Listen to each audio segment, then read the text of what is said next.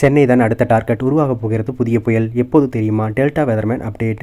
வடகிழக்கு பருவமழை தீவிரமடைந்துள்ள நிலையில் அடுத்த 24 மணி நேரத்தில் புதிய காற்றழுத்த தாழ்வு பகுதி உருவாக உள்ளதாக தெரிவிக்கப்பட்டுள்ளது.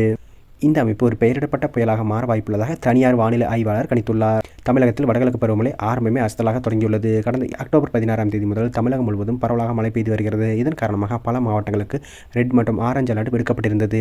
இந்த நிலையில் தென்மேற்கு வங்கக்கடல் பகுதிகளில் நிலவிய ஆழ்ந்த காற்றழுத்த தாழ்வு பகுதி தமிழக கடற்கரையோர பகுதிகளுக்கு அப்பால் நிலவுகிறது. இது வட தமிழக, புதுவை, தெற்கு ஆந்திர கடற்கரையோர பகுதிகளை கடந்து நகர்ந்து செல்லும் என வானிலை ஆய்வு மையம் தெரிவித்துள்ளது. இதேபோல தெற்கு அந்தமான் கடல் மற்றும் அதனை ஒட்டிய பகுதிகளில் ஒரு வளிமண்டல மேலடுக்கு சுழற்சி நிலவுவதாகவும் தெரிவிக்கப்பட்டிருக்கிறது. எனவே நவம்பர், டிசம்பர் மாத மழையை எதிர்கொள்ள மக்கள் தயாராகி வருகிறார்கள். அதிலும் இந்த ஆண்டு 3 புயல்கள் தமிழகத்தை நெருங்க வாய்ப்பு இருப்பதாகவும் கணிக்கப்பட்டுள்ளது.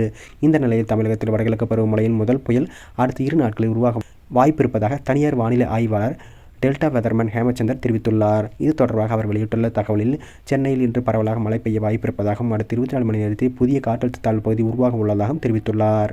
வடகோடி மாவட்டங்களான காஞ்சிபுரம், செங்கல்பட்டு, சென்னை, திருவள்ளூர் ஆகிய மாவட்டங்களில் இன்று மாலை முதல் இரவுக்குள் இடி மின்னலுடன் கூடிய லேசானது முதல் பரவலான கனமழை பெய்ய வாய்ப்புள்ளதாக கூறப்பட்டுள்ளது.